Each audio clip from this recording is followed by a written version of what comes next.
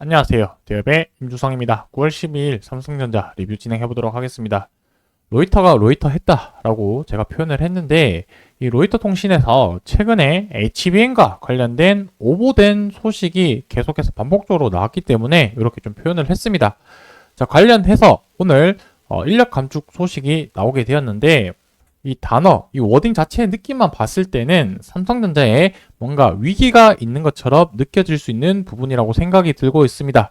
그래서 이 내용을 조금 정확하게 파악해야 되는 부분이 필요하지 않을까라고 생각을 하고 있습니다. 최근 반도체 분위기가 좋지 못하고 주가가 좋지 못한 상황에서 이러한 기사 자체가 상당히 자극적일 수 있기 때문이라고 생각합니다. 자, 그래서 오늘 영상에서는 이 로이터 통신에서 관련된 내용들을 한번 어떻게 해석했는지 살펴볼 거고요. 그리고 그 내용을 국내 언론에서는 어떻게 표현을 했고 실질적으로는 어떤 영향을 미칠 수 있을지 같이 한번 살펴보도록 하겠습니다. 요 뉴스 기사가 이제 로이터 통신에 나온 뉴스 기사인데 영어로 돼 있어서 한국어로 번역해서 하나씩 좀 살펴보도록 하겠습니다. 독점 뉴스 기사라는 내용이고 삼성전자의 이제 일부 사업부에서 최대 30%의 글로벌 일자리 감축 계획을 수립을 했다라는 내용입니다. 핵심은 국내 사업장이 아니라 해외 사업장에서 최대 30%나 조정할 수 있다라는 부분을 좀 봐야 될 것 같고, 이제 삼성전자가 사업을 하고 있는 스마트폰이나 TV 가전제품 쪽이죠. 그 다음에 메모리 칩 쪽으로 제조하는 세계 최고의 제조업체인 이 회사에서 일부 사업부라는 부분이 좀 눈여겨봐야 된다고 말씀드렸고, 최대 30%를 감원한다는 게 아니고 가능했을 때 최대 30%라는 내용으로 좀 보시면 될 것 같습니다. 이 부분은 이제 올해 말까지 시행된다라고 했고 미주, 유럽, 아시아, 아프리카 전역에서 일자리에 영향을 미칠 거다라는 내용이 이렇게 좀 적혀져 있고요. 이 내용에 대한 소식통은 이제 세부 사항이 기밀로 유지되어 있기 때문에 뭐 밝히지 않는다라고 적혀져 있고, 자, 여기서 삼성전자의 공식적인 언급이 나와 있습니다. 통해서 일부 해외 사업장에서 실시된 인력 조정 같은 경우는 일상적으로 일어나는 일이다. 그래서 효율성 향상 목표로 이렇게 좀 진행을 했다. 그래서 뭐 이번이 특별하게 진행된 부분은 아니고 일상적으로 좀 진행되었다라는 부분에 또 하나 좀 봐야 될 포인트라고 생각을 하고 있습니다. 그래서 밑에 내용을 몇 개 좀 더 살펴보면은 이제 23년도 기준으로 봤을 때 약 27만 명 고용을 했고 절반 정도가 해외에서 기반하고 있는 인력들이다라고 이렇게 좀 적혀져 있고요. 인도 사업부에서는 최근 몇 주 동안 이렇게 좀 진행이 되고 있다라는 내용이 적혀져 있습니다.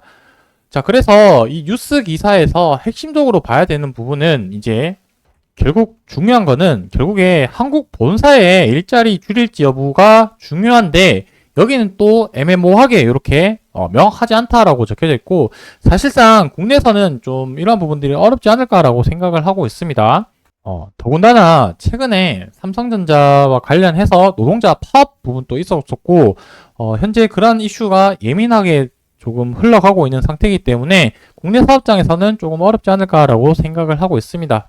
자, 핵심 결론은 무엇이냐면 이 해외 쪽으로 해서 인력 감축하는 부분은 삼성전자에서도 어느 정도 인정한 것으로 판단이 되어지고 다만 이 인력 감축하는 부분들이 일상적으로 일어날 수 있다라는 부분으로 이렇게 좀 받아들여야 될 것 같습니다. 자, 국내 언론에서 나오는 내용들 우리가 여기서 확인하고 넘어가야 될 부분들이 한 두 가지 정도 있다라고 생각을 하고 있습니다.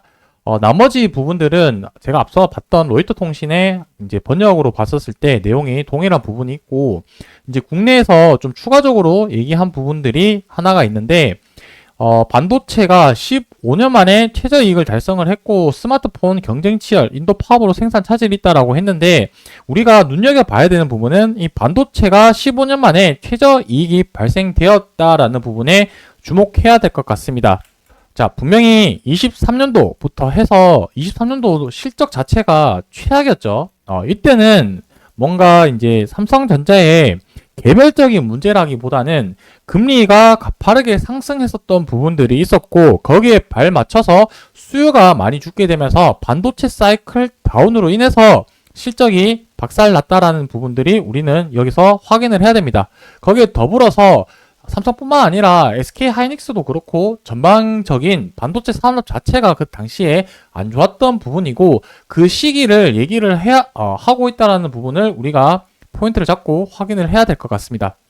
다만 최근에 HBM 관련해서 AI 반도체 쪽으로 해서 실적이 어느 정도 많이 회복을 했고 2분기 실적도 잘 나오게 되었다라는 부분들이 이 부분과 그리고 여기 언론에서 얘기하는 부분들은 시기적으로 다른 부분이다라는 부분을 확인을 해야 된다라고 말씀드릴 수가 있겠습니다.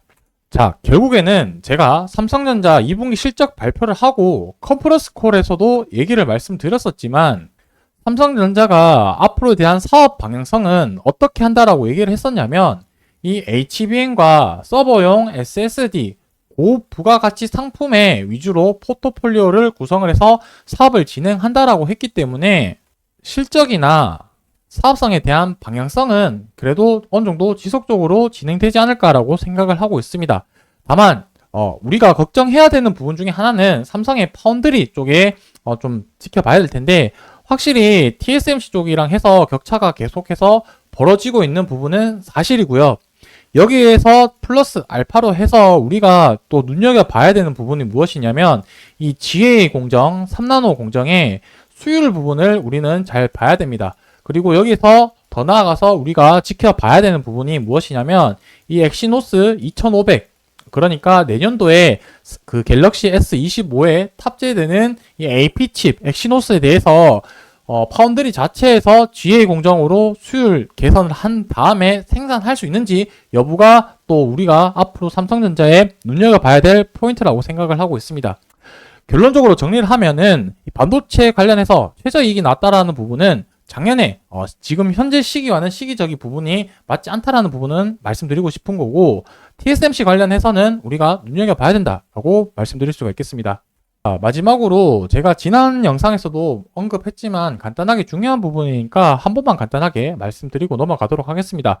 PBR 기준으로 현재 주가 가치가 싼지 비싼지를 판단할 수 있는 부분이고요. 지금 앞서 봤던 뉴스처럼 주가가 크게 하락하고 분위기가 좋지 않다면 그 분위기에 맞게끔 안 좋은 뉴스 기사들밖에 나오지 않고요. 반대적으로 주가가 올라가고 업황의 분위기가 좋아진다면 호재거리 뉴스 기사밖에 나오지 않습니다. 즉 그러니까 뉴스 기사를 보고 판단해서 투자를 진행하는 게 아니고 기업에 대한 가치를 정확하게 파악을 하고 투자하는 게 더 먼저다라고 말씀드릴 수가 있겠습니다. 삼성전자가 위기다 하지만 실적 그러니까 매출 이런 부분들의 가치 대비해서 주가 가격을 판단할 수 있는 부분이 PBR이라고 생각이 들고요. 그 PBR 가치가 지금 거의 역대급 바닥에 위치해 있다라는 부분을 우리가 기억을 한다라면 지금 위치는 가치 대비 아무래도 싼 구간에 있을 확률이 높다라고 생각을 하고 있습니다. 이러한 부분들을 잘 판단하셔서 여러분들이 투자를 하는데 도움이 되셨으면 좋겠습니다. 오늘 영상 여기서 마무리하고요. 저는 다음번 영상에서 또 관련된 소식 전달드리도록 하겠습니다. 감사합니다.